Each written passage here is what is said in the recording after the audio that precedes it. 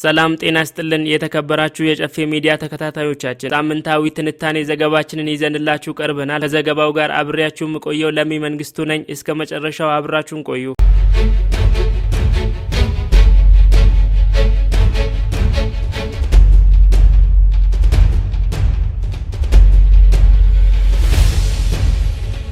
ግዙፍ የጭነት መርከቦች እየሸሹት ያለው ቀይ ባህር የየመን ታጣቂ ኃይል የሆኑት ሁቲዎች በቀይ ባህር ላይ የሚፈጽሙትን ጥቃት በመሸሽ በመቶዎች የሚቆጠሩ የጭነት መርከቦች በአፍሪካ ደቡባዊ ጫፍ በኩል መንገዳቸውን እንዲያደርጉ እየተገደዱ ነው። ከፍተኛ መጠን ያላቸውን ወሳኝ ጭነቶች የሚያዘዋውሩትን የዓለማችንን ትልልቅ መርከቦች የጉዞ አቅጣጫ መቀየር ምን ያህል ቀላል ነው? በቅርቡ የዩናይትድ ስቴትስ ንብረት የሆነችው ኤምቪ ዴንኮ ፒካርድ የተሰኘች የንግድ መርከብ ቀይ ባህር ላይ በሁቲ አማጽያን የድሮን ጥቃት ደርሶባታል። ይህ በአንድ ወቅት በዓለማችን መርከበኞች የሚመረጠው የባህር መስመር አሁን አደገኛ ተብሎ ለመሰየም በቅቷል። ከህዳር ወር ወዲህ የየመን የሁቲ አማጽያን ቡድን ባብ አልመንደብን ኢላማ አድርገዋል። ይህ 32 ኪሎ ሜትር ስፋት ያለው ሰርጥ ሰሜን ምስራቅ አፍሪካን ከየመን የሚለይ ነው። ለዚህ ጥቃትም የእስራኤልና የሐማስ ጦርነት ምክንያት ሆኗል። የጋዛውን ጦርነት ተከትሎ ታጣቂዎች ከእስራኤል ጋር ግንኙነት ያላቸው መርከቦች ኢላማ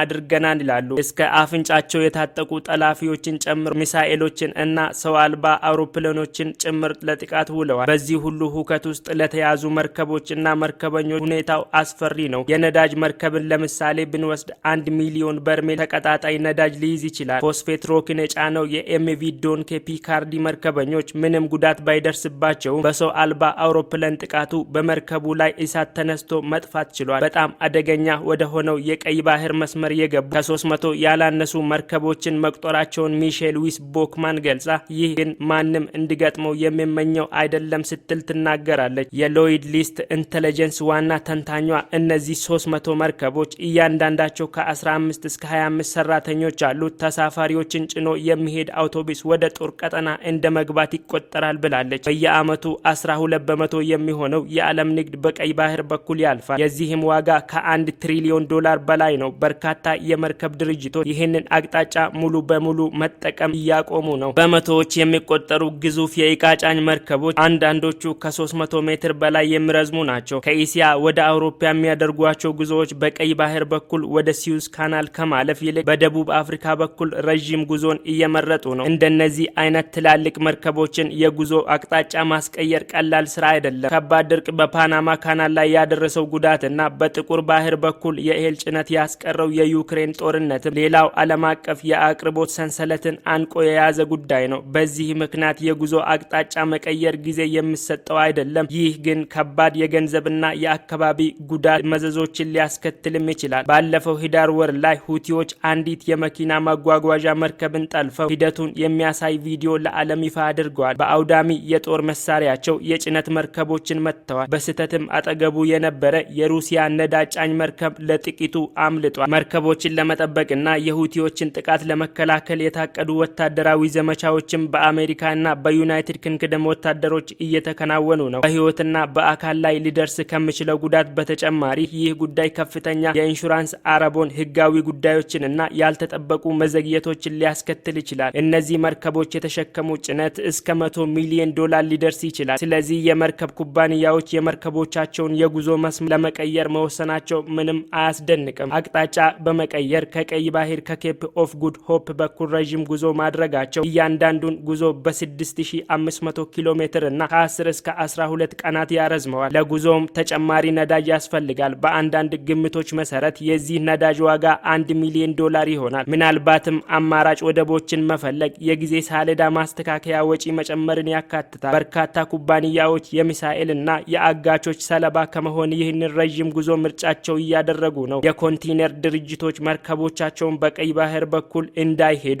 ለማስቀረት ለረጅም ጉዞ በቂ መርከቦችን ለመከራየት እየተሽቀዳደሙ ነው። የሸቀጦች ዋጋ ንረት እና ከፍተኛ ዋጋ ያላቸው ምርቶች ለማጓጓዝ የሚፈጀው ጊዜ በመጨመር ይህ ቀውስ ሰፊ ኢኮኖሚያዊ ተጽዕኖ ሊያስከትል ይችላል ተብሎ ተሰግቷል። ሎይድ ሊስት ኢንተለጀንስ ባልደረባዋ ሚሼል ቦክማን ሁቲዎች መርከቦችን መለየት አቁመዋል ትላለች። ይህንን ሀሳብ የአሜሪካ ብሔራዊ የደህንነት ምክር ቤትም አስተጋብቶታል። በማሳቹሴትስ ዩኒቨርሲቲ ኢኮኖሚስት የሆኑትና ናጉርኒ ጉዳዩን በቅርበት በመከታተል ላይ ይገኛሉ። ፓሲፊክ ውቅያኖስን ከአትላንቲክ ጋር የሚያገናኘው የፓናማ ካናል በድርቅ ምክንያት ለጉዞ የማይመች በመሆኑ የዓለም ንግድን አስተጋግሎታል። በርካታ የቻይና መርከቦች ፓናማ ካናልን በመተው የሲዩዝ ካናልን መጠቀም ጀምረው ነበር። አሁን ግን ይሄኛውን መንገድ ችግር ገጥሞታል ብላለች። በደቡብ አፍሪካ በኩል ረዥም ጉዞ ማድረግ በጣም የተጋነነ ቢመስልም የመርከብ ኩባንያዎች ይህንን መንገድ በተለያየ ምክንያት ተጠቅመውበታል። አሁን ካለው ግዙፍ ጭነት አንጻር ምንም አማራጮች የላቸውም ትላለች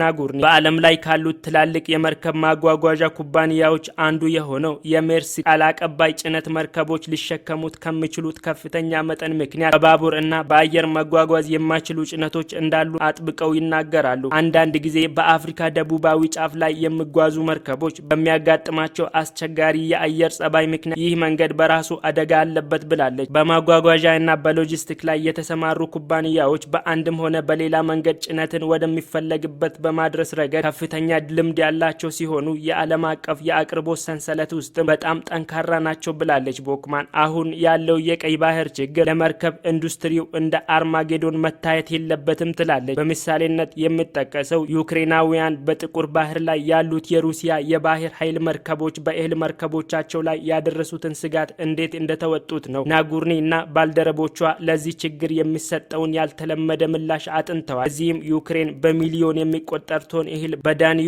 ወንዝ በኩል ወይንም በየብስ ወደ ሮማኒያ የባህር ወደቦች በማድረስ ተለዋጭ መስመሮችን ተጠቅማለች። የእነዚህን ግዙፍ የጭነት መርከቦች የጉዞ አቅጣጫን ማስቀየር ከባድ መዘዝ የለውም ማለት ግን አይደለም። የተጠቃሚዎችን ኪስ የሚጎዱ ተጨማሪ ወጪዎች መኖራቸው ሪፖርት እየተደረገ ነው። በለንደን ኢምፔሪያል ኮሌጅ የአቅርቦት ሰንሰለት አስተዳደር ፕሮፌሰር የሆኑት ኤዲ አንደርሰን እንደተናገሩት የማጓጓዣ ዋጋዎች በኮቪድ-19 ወረርሽኝ ወቅት የደረሱበት ደረጃዎች ላይ አይደርሱም። ከፍተኛ ክፍያ መኖሩ አምራቾች ምርቶቻቸውን በአየር ከመላክ እንቅፋት አይሆንባቸው። ዋናው ጥያቄ የቀይ ባህር ቀውስ ለምን ያህል ጊዜ ይቀጥላል የሚለው ነው። የማጓጓዣ ድርጅቶችና ባለሙያዎች ለወራት ሊቆይ እንደሚችል አስቀድመው ጠቁመዋል። በእርግጠኝነት ስለ ወራት እያወራን ነው፣ ለአመታት ይቆያል ብዬ ግን አላስብም ብለዋል አንደርሰን። ሊታሰብበት የሚገባው የአካባቢ ተጽዕኖም አለ። የማጓጓዣ አቅጣጫ መቀየር እና ድንገተኛ የጭነት መርከቦች እንቅስቃሴ መጨመር የውሃ ውስጥ ድምጽ ላይ ከፍተኛ ለውጥ ሊያመጣ ይችላል። ይህም በአካባቢው የሚገኝ የአሳ ክምችትንና የባህር ውስጥ ህይወትን ሊጎዳ ይችላል። መርከቦች ቀደም ሲል ከሚጓዙበት በሺዎች የሚቆጠሩ ተጨማሪ ኪሎ ሜትሮችን ስለሚጓዙ ብዙ ነዳጅ ይጠቀማሉ። በመሆኑም ተመሳሳይ ጭነት ለማድረስ ብዙ በካይ ካርቦን ወደ ከባቢ አየር ይለቃሉ። ዓለም አቀፉ የባህር ድርጅት እንደ አውሮፓውያን አቆጣጠር በ2023 ባወጣው እቅድ በ2050 የሙቀት አማቂ ጋዝ ልቀትን ዜሮ ለማድረስ እና በ2030 ደግሞ ቢያንስ 20 በመቶ ልቀት ለመቀነስ ግቦችን አውጥቷል። ሁኔታው በዚህ ከቀጠለ በተቀመጠው ግብ ላይ መድረስ አይቻልም በማለት የትራንስፖርት ኢኮኖሚስቱ ሪኮ ሉማን ይናገራሉ። ሩሲያ ላይ በተጣለው ማዕቀብ ምክንያት ብዙ የመርከብ መንገዶችን እንዲቀይሩ በማድረጉ መርከቦች ረዥም መንገዶችን እንዲጠቀሙ አድርገዋል። ስለዚህ አንዳንድ መርከቦች ቀድሞ ከነበረው በላይ አማቂ ጋዞችን እየለቀቁ ነው። ግልጽ የሆነ ነገር ግን የሁቲዎች ጥቃት በዓለም አቀፍ የአቅርቦት ሰንሰለትን አለማሰናከሉን ነው። ከሁሉም በላይ ከባድ ስጋት የሚሆነው ህይወታቸው ለአደጋ የተጋለጠባቸው የባህር ተጓዦች ጉዳይ ነው።